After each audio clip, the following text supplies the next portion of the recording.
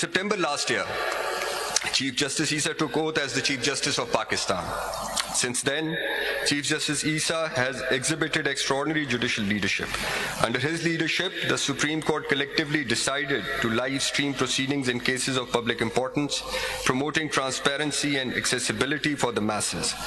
Another important contribution by Chief Justice Issa is his role in the conduct of general elections held on February 8, 2024.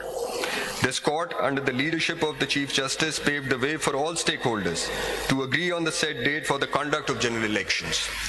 This ensured that our country continues to tread the democratic path. In September last year, Chief Justice Issa took oath as the Chief Justice of Pakistan.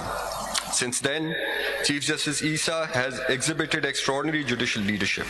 Under his leadership, the Supreme Court collectively decided to live stream proceedings in cases of public importance, promoting transparency and accessibility for the masses.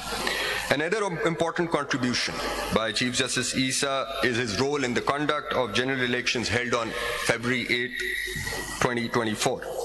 This court, under the leadership of the Chief Justice, paved the way for all stakeholders to agree on the set date for the conduct of general elections. This ensured that our country continues to tread the democratic path.